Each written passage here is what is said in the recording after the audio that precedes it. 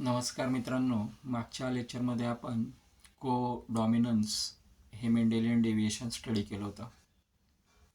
आजच्या लेक्चरमध्ये आपल्याला मल्टिपल आलिल्स हे मेंडेलियन डेव्हिएशन स्टडी करायचं आहे. मोर than 2 alternative forms of a gene in a population occupying the same locus on the chromosome. साधारणतः जीन्सचे कधीही 2च अल्टरनेटिव्ह फॉर्म असतात, हे आपण शिकलोय. पण कधी कधी असंही होतं की जीन्सचे 2 किंवा 2पेक्षा अधिक, मोर दॅन 2 नाही तर 2पेक्षा अधिक, more than 2 alternative forms of a gene in a population occupying the same locus on the chromosome. क्रोमोझोमच्या एकाच लोकेशनला असतात, एकाच लोकसला असतात, then they are known as multiple alleles. त्यावेळेला आपण त्यांना मल्टिपल आलिल्स म्हणतो. ज्या वेळेला 2पेक्षा अधिक जीन्सचे अल्टरनेटिव्ह फॉर्म्स हे क्रोमोझोमवर असतात, एकाच लोकसला असतात, क्रोमोझोमच्या एकाच लोकसला असतात, त्यावेळेला त्याला आपण मल्टिपल आलिल्स म्हणतो. मग नॅचरली तर 2च अल्टरनेटिव्ह फॉर्म असतात जीन्सचे पाहायला मिळतात, पण मग असं का होतं की 3 अल्टरनेटिव्ह फॉर्म सुद्धा तिथं बघायला मिळतात? त्याचं कारण फक्त आणि फक्त एकच आहे, म्युटेशन. नेचरमध्ये निसर्गतः प्लांट्स असतील, ॲनिमल्स असतील, इन्सेक्ट्स असतील, यांच्यामध्ये बॅक्टेरिया असतील, व्हायरसेस असतील, यांच्यामध्ये जेनेटिक मॉडिफिकेशन होत राहतं ड्यू टू व्हेरियस रिझन. म्युटेशनचं टॉपिक पुढे येणार आहे, त्यावेळेला आपण त्याला डिटेलमध्ये स्टडी करणार आहोत. पण म्युटेशन म्हणजे जीन्समध्ये sudden change in the genetic makeup. Genetic मेकअपमध्ये बदल घडून येतो. जेनेटिक मेकअपमध्ये बदल कधी घडून येईल? ज्यावेळेला त्याच्यामधलं जीन्सचं कॉम्पोजिशन बदलेल, त्यावेळेला जेनेटिक मेकअपमध्ये बदल घडून येत असतो. आणि म्हणून मल्टिपल आलिल्स म्हणजे मल्टिपल जीन्स, 2पेक्षा जास्त म्हणजे ते मल्टिपल झाले, 3 असतील, 4 असतील. Multiple alleles arises by mutation of the wild type of gene. जो मूळ जीन असतो त्याला आपण, ओरिजिनल जीनला आपण वाईल्ड टाईपचा जीन म्हटलं. या वाईल्ड टाईपच्या जीन्समध्ये मल्टिपल वेळेला म्युटेशन घडून येतं आणि त्यामुळे नवीन नवीन जीन्स त्या ठिकाणी तयार होतात. मग नवीन जीन्स तयार होतात आणि त्यामुळे मल्टिपल आलिल्स तयार होतात.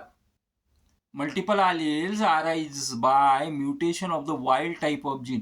Wild type is dominant over all the other multiple alleles. मग आता हा जो वाईल्ड टाईपचा जो असतो ना, हा कधी पण काय असतो, तर हा डॉमिनंट असतो.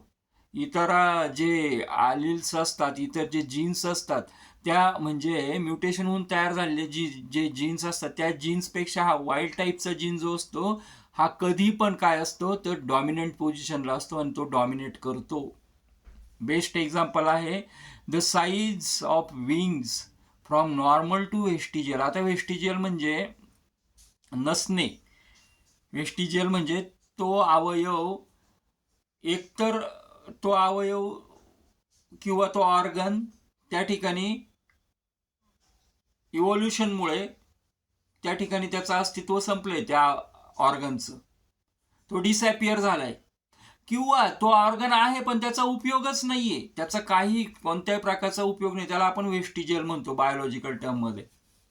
मग आता या ठिकाणी ड्रॉसोफिला जी माशी आहे, ड्रॉसोफिला हा जो इन्सेक्ट आहे, फ्ली आहे, ह्या ड्रॉसोफिला माशीमध्ये आपल्याला वाईल्ड टाईपचा पण जीन्स सापडतो आणि त्याचे म्युटेशन्स पण सापडतात.